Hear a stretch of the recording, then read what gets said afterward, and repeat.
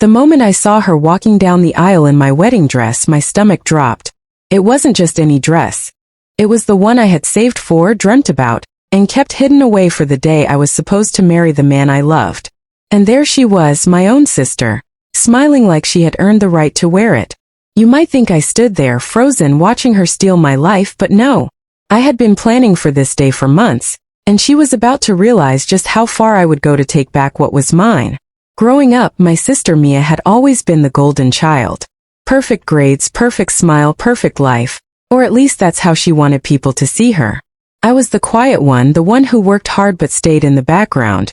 I didn't mind until the day she decided that nothing I had was off limits. I met Daniel 3 years ago. He was kind, thoughtful, and made me feel seen in a way no one ever had. We fell in love quickly, and after a year he proposed. That day was the happiest of my life. My parents celebrated with us, friends congratulated me, and even Mia hugged me with that fake warmth she used when she wanted something. I should have known. Looking back, I did see the glint in her eyes. At first, Mia acted supportive, helping me choose flowers, offering to help pick venues, and constantly asking to see the dress I had picked. I told her no. That dress was mine, and I wasn't letting her touch it until the big day. She pouted, but I thought it was harmless. Then things started to shift. Daniel became distant. He'd cancel dates, answer my calls late, and sometimes seemed distracted when we were together. I thought it was just wedding stress. Until one night, I saw Mia's name light up his phone. I didn't want to jump to conclusions, so I stayed quiet. I told myself it could be anything. But the calls became more frequent, and the way he quickly turned his phone face down told me exactly what I didn't want to believe. I finally confronted Daniel, but he denied everything. Said they were just talking about the wedding, that Mia was helping him plan something special for me. I wanted to believe him. I needed to believe him. But my gut told me otherwise. The truth came out 1 week before the wedding. I got a call from a friend who worked at the bridal shop where my dress was stored. She said Mia had been there, picking it up, under my name. My heart sank, but I played along, acting like I didn't know a thing. That night, I went through Daniel's phone while he slept. The messages between him and Mia made my skin crawl. They weren't just flirting, they were making plans. Plans for my wedding day. My hands shook as I scrolled through picture after picture of my sister trying on my dress. My dress. I didn't cry. Not that night. Instead, something inside me snapped into place. I wasn't going to let them humiliate me. If they wanted to play dirty, I would play smarter. For the next few days, I moved in silence. I called the venue and told them there'd be a slight change in plans. I contacted a few key guests and shared just enough information to make them curious, but not enough to warn Mia or Daniel. And then I called a friend of mine who worked in event photography. I told him I needed every second of the ceremony filmed. He didn't ask questions, he just agreed. By the morning of the wedding, everything was set. I didn't show up at the bridal suite. I didn't call or text. I wanted Mia to think I'd given up, that she had one. And judging by the smug look on her face as she walked toward Daniel in my gown, she believed it. The music swelled, guests turned to watch her, and she had the audacity to smile at me where I stood at the back of the church. That's when I made my move. If you think she was going to make it to the altar that day, you're wrong, because I had one last surprise that would stop her cold. And it was about to happen right there, in front of everyone. When the wedding date finally arrived, the air felt heavy, almost like the clouds knew there was a storm brewing. I woke up early that morning not because I was excited but because my chest felt tight. I knew I couldn't avoid this day, and deep down I didn't want to. I had a plan, and it was going to unfold today in front of everyone. I dressed carefully, choosing a soft blue dress that looked calm but confident. I wasn't there to steal the spotlight, just to pull the curtain and let the truth stand naked in front of them all. As I looked in the mirror, I saw no fear in my eyes anymore. The heartbreak that once made me cry at night had been replaced by something stronger: control. The church was already buzzing when I arrived. Guests were smiling, laughing, unaware of the poison in the room. I walked past familiar faces, pretending to be just another guest. People looked at me with polite nods, maybe wondering why I was even there, but no one dared to ask. And then I saw her. My sister Lily stood at the far end of the hall in a lace robe, her hair perfectly styled, makeup flawless. She looked like a picture from a bridal magazine. Except the dress hanging beside her wasn't hers. It was mine. The same one I had picked months ago, the one I had dreamed of walking down the aisle in, the one she had stolen without even asking. She caught my eye in the mirror and froze for a split second before plastering on a fake smile. "You came," she said softly as if surprised. "Of course," I replied, my voice calm. "Wouldn't miss it for the world." She didn't answer, but her hands fiddled with the fabric of the dress. I could see a flicker of guilt in her eyes, but it was quickly replaced by something sharper, defiance. That's when I knew she wasn't sorry. She had no intention of being sorry. I left the room before she could speak again. The ceremony was about to start, and I wanted to be in position. The music began to play, the soft notes floating through the air like a lullaby. Guests turned toward the doors, waiting for the big moment. My heart beat slower now. This was the calm before the storm. The doors opened. Lily stepped out in my dress, holding a bouquet of white roses. Every detail was perfect, from the veil to the tiny pearl buttons down her back. People gasped quietly, admiring her beauty, but I could see something else. Every step she took was built on lies. I stayed seated until she was halfway down the aisle. That's when I stood. My heels clicked against the marble floor as I walked to the center. People turned to look at me, confused. The music faltered for a moment, but Lily kept walking, her eyes locked on me now. "Stop," I said, my voice cutting through the whispers. The room went silent. Lily's steps slowed, then stopped completely. She stood there, the picture of a perfect bride, but her knuckles were white around the bouquet. "What are you doing?" she whispered, though everyone could hear. I took a deep breath. Before this wedding continues, there's something everyone here needs to know. I could hear the murmurs rising like waves. The groom, my ex-fiancé, looked pale, his eyes darting between me and Lily. His jaw tightened, but he didn't speak. I pulled my phone from my clutch. "I have proof," I said, turning the screen toward the crowd. A video played, a recording I had kept for months.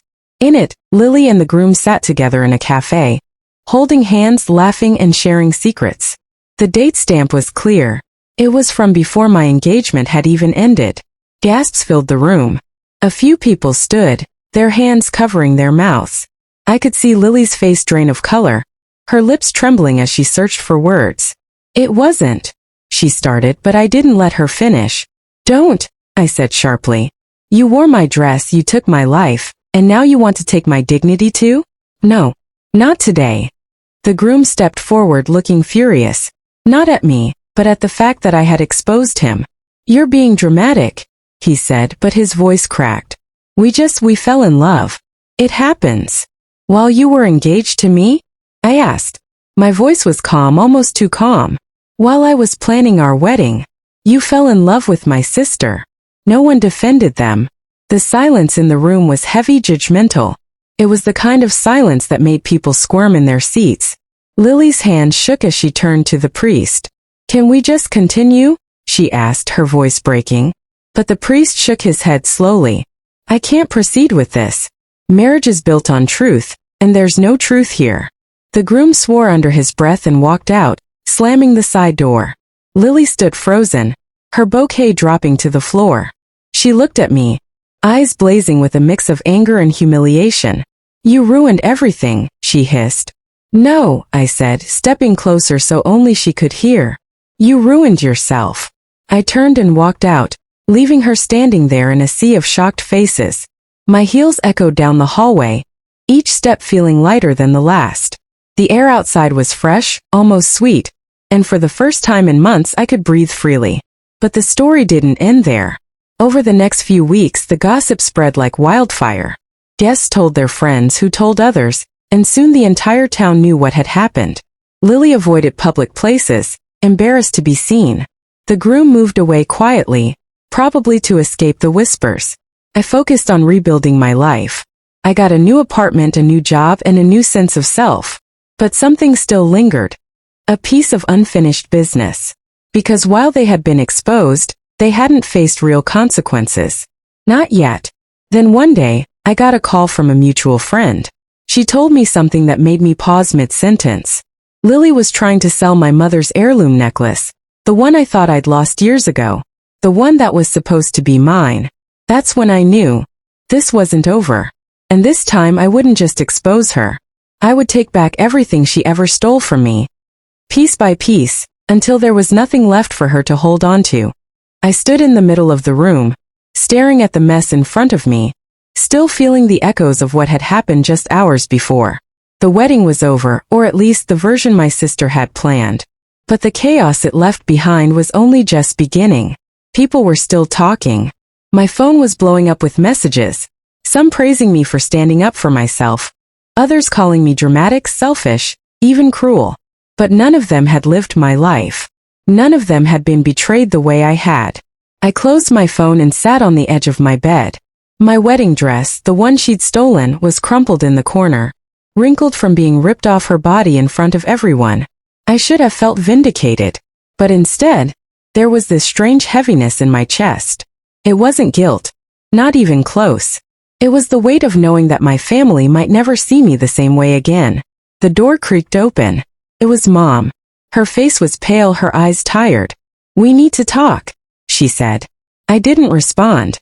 I just gestured for her to sit, and she lowered herself into the chair across from me. For a long moment, neither of us spoke. "I'm not here to take sides," she finally began. "I'm here to understand. Why didn't you come to me before the wedding?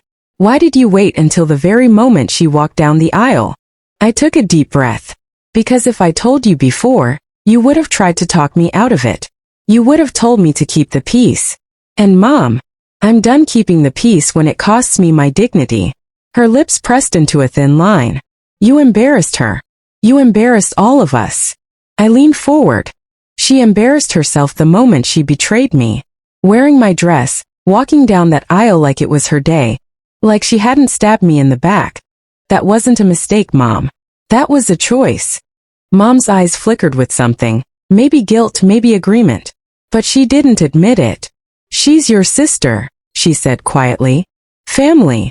Family doesn't steal your fiancé," I shot back. "Family doesn't take what you built and pretend it's theirs." Her silence told me everything. Later that evening, I received a message request on social media from an account I didn't recognize. It was from Liam's ex-girlfriend. She wrote, "I saw what happened at the wedding. I thought you should know. Your sister planned this for months. She reached out to me before you even got engaged. She asked me for stories about Liam, trying to make him look bad to you, so she could be there for him. I didn't respond then. But after seeing today, I realized you deserve to know the whole truth." My heart sank, not out of sadness, but out of the confirmation that my sister's betrayal wasn't spontaneous. It was calculated. She hadn't just fallen in love with my fiancé. She had orchestrated it. The next day I went to see her. She was at her apartment, surrounded by unopened wedding gifts. When she saw me, her expression shifted, first to shock, then to anger. "What are you doing here?" she snapped. "I came to give you this," I said, tossing an envelope onto her table. She glanced at it but didn't open it. "What is it?" "Proof," I replied. "Proof that I know everything.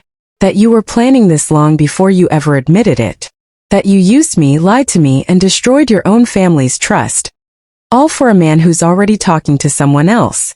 Her face went pale. "You're lying." I pulled out my phone and showed her the messages from Liam's ex-girlfriend. The color drained from her cheeks. "You think he's going to stay with you after this?" I asked. "You think you're going to be some fairy tale couple? No. You're just the woman who stole him because she couldn't get a man of her own." She flinched. For a second I thought I saw regret in her eyes. But then she smirked, that same cold, infuriating smirk she'd always used when she thought she'd won. "Even if it's true," she said slowly, "I still had the wedding. You didn't." I smiled. "No, you didn't.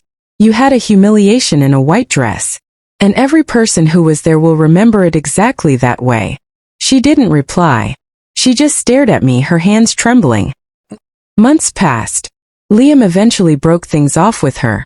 Apparently, he couldn't handle the fallout of the wedding disaster. Word spread quickly in our community. Invitations to social events dried up for her. The same friends who had once admired her were now whispering behind her back. As for me, I started over. It wasn't easy. I had to rebuild my confidence, my trust in people, and my belief that I deserved better. But each step I took away from that day felt like reclaiming a piece of myself.